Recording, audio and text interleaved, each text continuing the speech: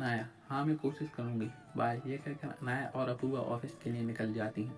थोड़ी देर बाद अनाया ऑफिस में पहुंचकर अपने केबिन में आकर बैठ जाती है। अनाया अपना लैपटॉप खोलकर उसमें काम करने लग जाती है।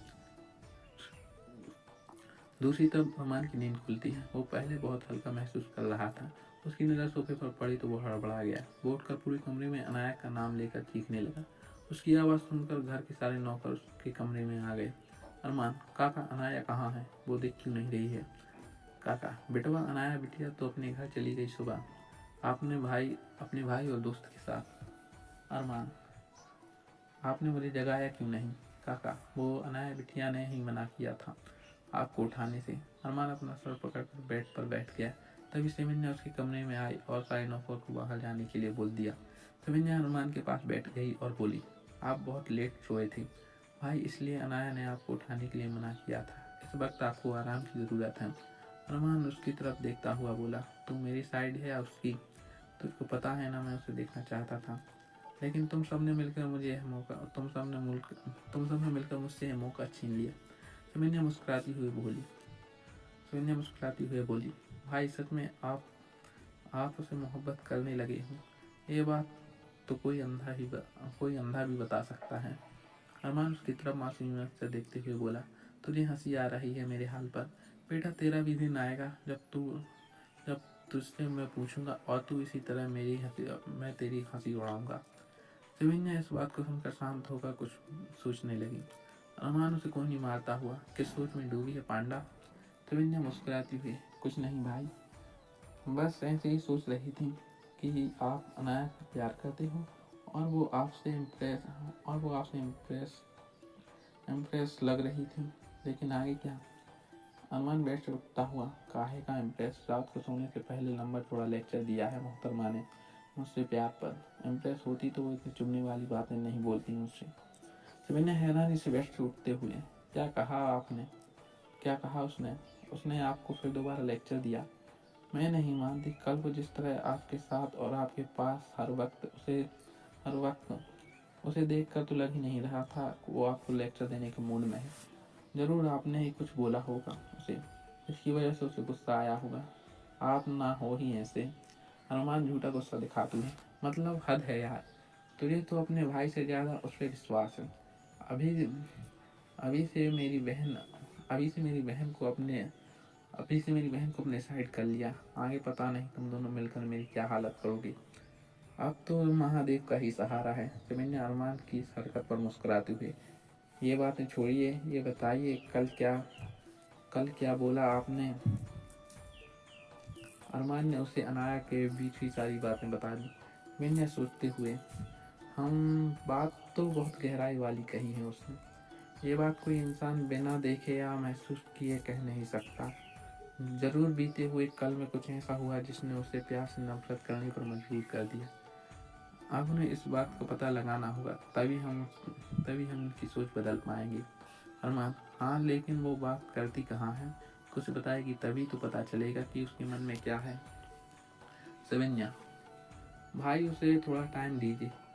कोई भी लड़की किसी की लड़के को अपना बीता हुआ कल या कुछ ऐसी बातें जो उसे तकलीफ देती हूँ जल्दी बताती नहीं है। यह सुनकर अरमान हाँ में से हिलाता है। सेमिन्या, वैसे भाई आपको एक बात बताना भूल गई। सेमिन्या अपनी बात पूरी करते हुए उससे पहले अरमान का फोन बज उठा। अरमान ने फोन उठाकर देखा तो एक अननोन नंबर था जिससे कॉल दिल्ली में भी आ रहे थे। अरमान ने फोन काट दिया और वापस सेमिन्या के पास बैठता हुआ बोला, हाँ बता क्या बात कर रही थी? सेमिन्या कुछ बोलती उससे पहले फिर अरमान का फोन बज उठा। इस बार अरमान ने फोन उठाकर फोन साइलेंट कर दिया। अरमान आकर सेमिन्या के पास बैठ गया। सेमिन्या, किसका फोन था भाई? अरमान, पता नहीं किसका, दिल्ली में था तब इस नंबर से फोन आ रहे थे। तू कुछ बता रही थी, वो बोल। सेमिन्या कुछ बोलना शुरू करती उससे पहले उसका फोन बज उठा। उसने फोन उठाकर देखा तो किसी अननोन नंबर ने उसे कॉल आ रहा था। अरमान उसे देखकर बोला, अब तेरे पास किसका फोन आ रहा है? सेमिन्या, पता नहीं, कोई अननोन नंबर है भाई। अरमान, देखा जरा मुझे। यह कहकर सेमिन्या का फोन अपने हाथ में लिया।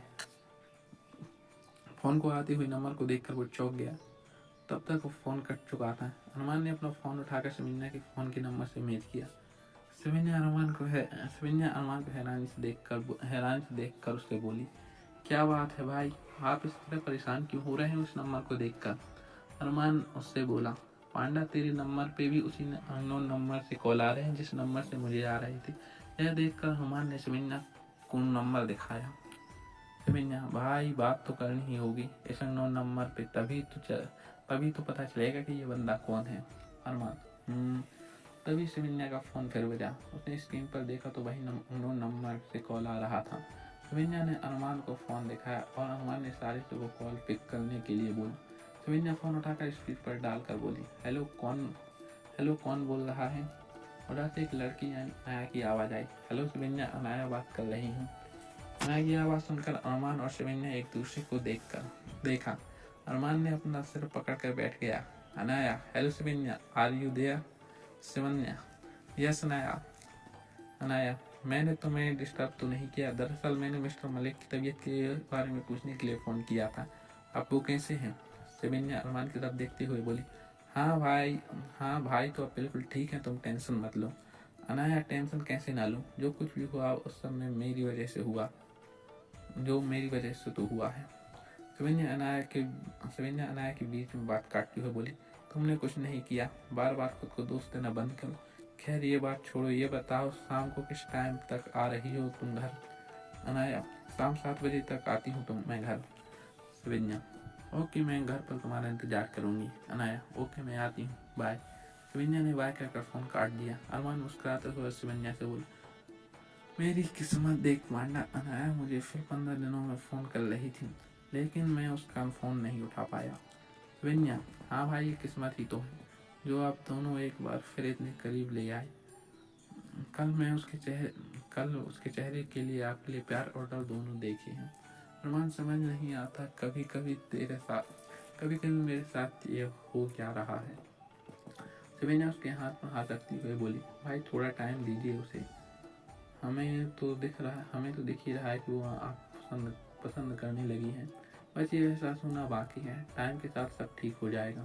अरमान, पता नहीं कब एहसास होगा उसे, उसके एहसास होने तक मेरी उम्र ही ना निकल जाए।